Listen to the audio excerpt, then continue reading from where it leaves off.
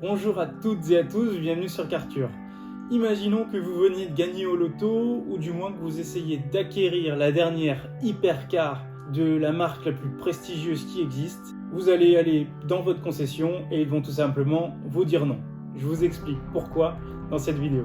Avant toute chose, si ce n'est pas déjà fait, je vous invite à vous abonner et à me suivre sur les différentes plateformes, les réseaux sociaux, tels que Facebook, Instagram et TikTok. Lorsqu'une marque telle que Porsche, Ferrari ou McLaren décide de sortir la dernière hypercar, le projet secret depuis plus de 5 ans de conception, etc., vous souhaitez acheter cette voiture, il est pour vous impossible de l'acheter. Je vous explique tout simplement pourquoi. C'est parce que vous devez absolument être ce qu'on appelle dans les papiers de la marque ou du moins de la concession. Ce sont des voitures qui coûtent extrêmement cher à produire, à concevoir et qui sont souvent réalisées en série limitée. Je mets limité entre guillemets puisque en réalité tout dépend de ce que décide la marque au moment de lancer ce fameux modèle, à savoir s'il fonctionne, pourquoi pas en vendre potentiellement plus. Le mot-clé afin d'acquérir ce fameux modèle prestigieux de cette marque, c'est la loyauté. Vous devez absolument être loyal envers cette marque, mais principalement envers votre concession. Ça veut dire que lorsque vous voulez acheter une dernière 911 série limitée, vous devez absolument avoir possédé un nombre certain de Porsche auparavant, avoir une bonne relation avec votre concession, donc aller à différents événements, avoir un bon comportement en public avec votre voiture. Ça veut dire que la marque va devoir choisir entre guillemets ses clients et non l'inverse, donc va regarder tout ce que vous faites afin que cette marque puisse contrôler son image.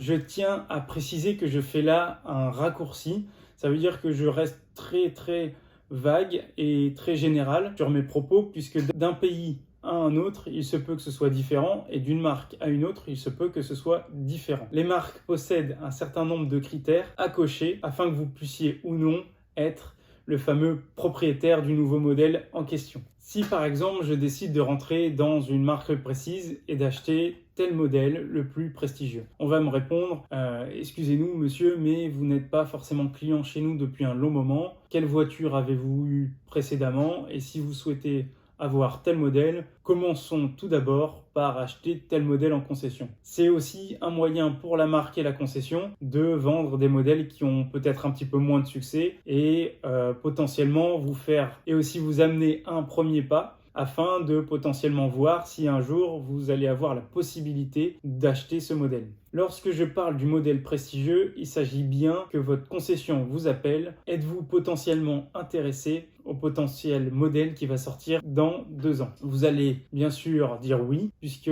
vous voulez garder cette relation et potentiellement avoir les plus prestigieux de la marque, et vous allez devoir déposer un chèque de caution, un ordre, tout simplement un acompte, va permettre à la marque de développer son modèle. Durant toute cette période, vous allez être tenté, pourquoi pas, de vendre ce fameux bon de commande. Puisque ces dernières années, les bons de commande ont fait un boom, j'ai envie de dire une explosion, puisque de temps en temps, un bon de commande pouvait se vendre plus cher que la voiture. Mais vous n'avez pas intérêt à vendre le bon de commande pour la raison simple, c'est que dans ces cas-là, la marque va vous blacklister et va vous mettre entre guillemets en rétrogradage dans le classement des clients les plus aptes à acheter un modèle prestigieux de la marque. Ensuite, imaginons que vous gardez ce fameux bon de commande et que vous recevez votre voiture. Vous êtes content, vous êtes fier de recevoir votre voiture.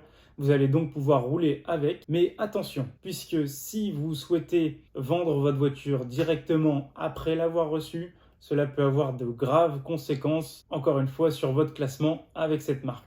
Et imaginons que ça fait 20 ans que vous êtes affilié à cette marque, que vous possédez tous les modèles de la gamme.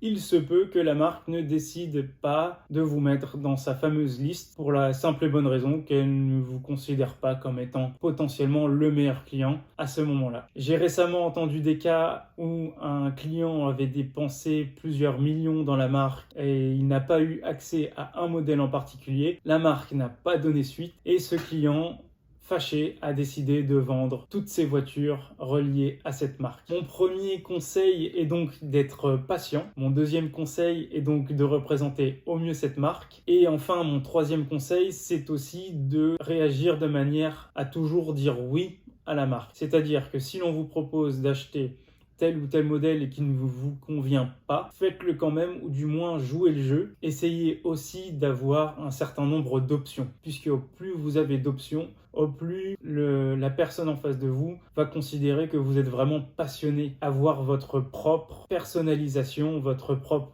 tailor-made de votre modèle. C'est-à-dire que si vous souhaitez avoir une couleur faite uniquement pour vous, vous allez automatiquement passer au-dessus. Je vous invite à, si vous souhaitez avoir un modèle très prestigieux, de me poser la question tout simplement par mail.